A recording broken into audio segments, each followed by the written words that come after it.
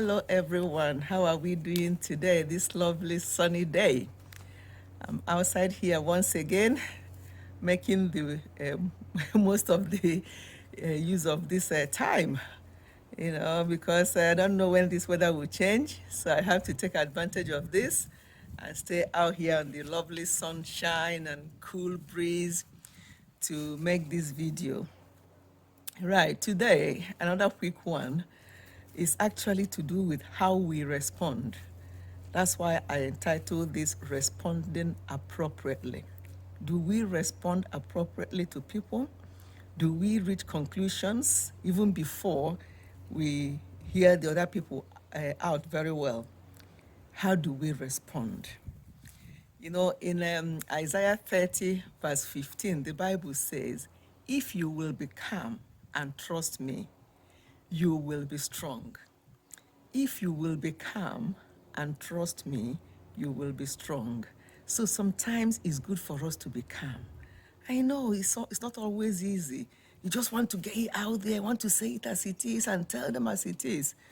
But how we respond is very, very important.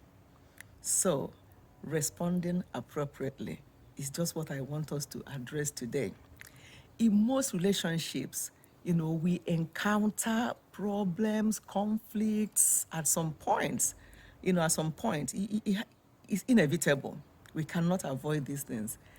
But as those difficulties arise, we often become various things like translators, negotiators, diplomats, peacemakers, and so on, just to make things work. Remember what the Bible says, that blessed are the peacemakers, for they shall see God. So it's always good to make peace. It's not going to be, oh, you don't agree, I don't agree. Let's just see who do you think you are and all the rest of it. No.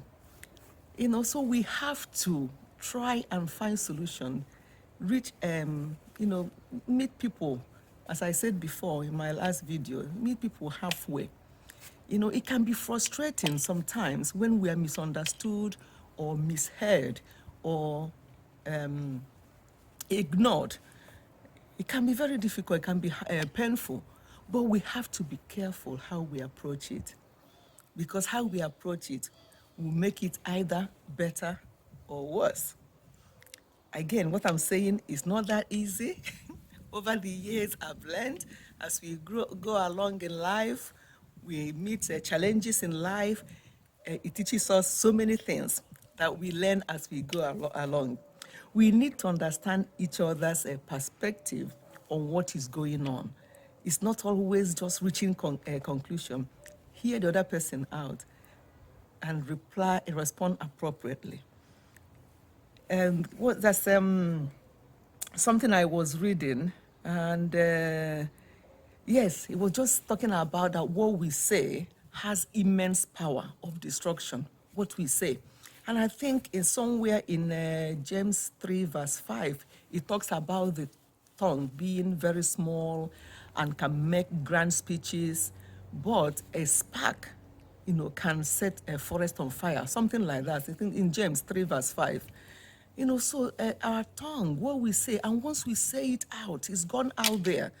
We cannot bring it back. The only way we can try to bring it back is to, when we come to our senses and we think, oh God, I shouldn't have said this, I shouldn't have behaved that way. Then you approach the person, and try and make amends. But it's always better for us to think first before we speak. Sometimes we speak before we think. And by the time we are ready to think, the harm is done, because we've said it, and the other person is there hurting so much. It's unbelievable how much people are hurt by what we say sometimes. We say it and we think, yeah, I told him or her as it is. They don't know me, this and that. But you don't know how what you have done, what you have said to that person, how it has hurt them or it has been hurting them, and you don't care. So it's always very, very important for us to be careful and think before we talk. Let us not talk before we think. It's not always easy, as I say, especially when we are upset or angry about something. We want to go for it and tell them as it is and everything. Or people will ask you something and you respond inappropriately. That's why I titled this short video today, Responding Appropriately. It makes a lot of difference. Even the way you respond when people talk to you, even if they talk to you in a harsh way, sometimes your own response will make the person to change or think twice about what they've just said or what they've just did.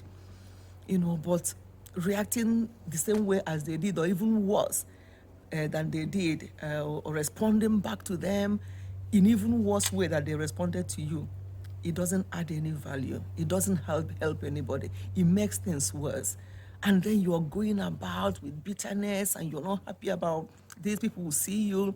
You just put a fake smile. It's always good.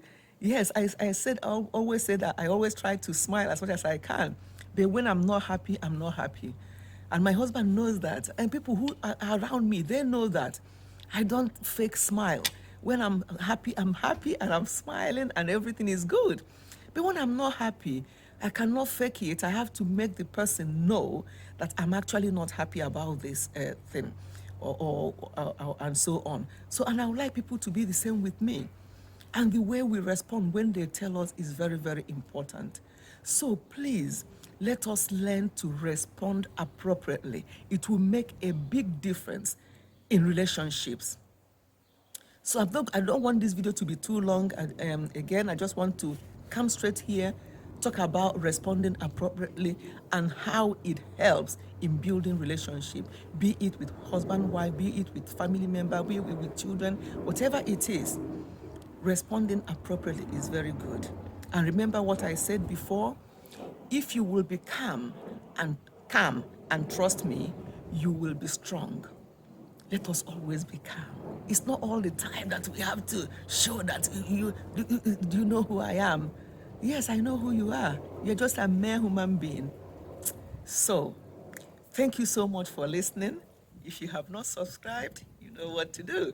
Please do subscribe and put on the bell as well so that you know whenever I upload something. It's going to be various things on this channel, as I already mentioned.